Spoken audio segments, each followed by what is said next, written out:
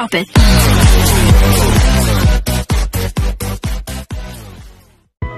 Good day mga ka-sports natin dyan. Dahil nga sa sunod-sunod na pagkatalo ng Petrogas Angels, aasahan talaga natin na bibigyan nila ng magandang laban ngayon ang Choco Mucho Flying Titans. At ang Choco Mucho naman ay sunod-sunod naman ang kanilang panalo. Pero dito sa labanan na ito ay huwag silang pakakasiguro dahil alam natin mga ka-sports natin dyan na ang Petrogas Angels ay kayang-kaya pa nilang makahabol sa top 4 kapag sila ay sunod-sunod na nanalo. Samantalang mga ka-sports natin dyan, nauna na talagang nakalamang ng puntos ang Petrogas Angels at nagtutuloy-tuloy nga ang kanilang magandang nilalaro, kung saan naman ay talagang hindi rin nagpapaawat sana si Catolintino dahil isa nga rin siya sa mga palaban ngayon na laban nila kontra sa Petrogas. Pero syempre iba pa rin itong si Aiza Maiso Puntillas, Joanna Sabete at itong si Soltones.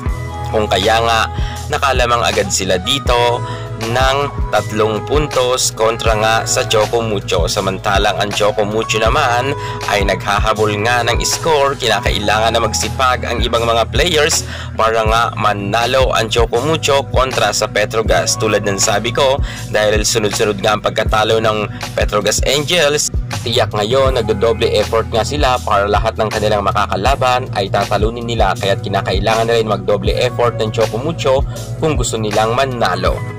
Naganap na nga mga ka-sports natin dyan ang kinakatakutan nga ng mga netizen or ng mga fans nga ng F2 Logistics, sapagkat nga bumira na talaga ang mga veterana nga ng nasabi nating Petrogas Angels, kung saan nga talagang ginulangan talaga sila ng gusto ni Aiza Maiso Puntillas, ni Sabete at ni Soltones, kung saan nga talagang hirap nga ang UB team, kung saan natambakan pa sila ng scores.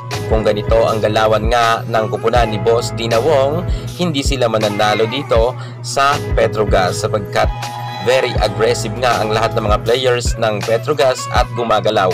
Natapos nga ang kanilang laban sa score na 25 at 18 lamang ang nakuha ng nasabi natin Choco Mucho. Natambakan sila, lamang nga ang Petrogas ng 7 puntos. Abangan natin ang kanilang second set kung papalag pa ba ang kupunan ni Boss D or muling mananalo naman ang kupunan nga ni Sabete.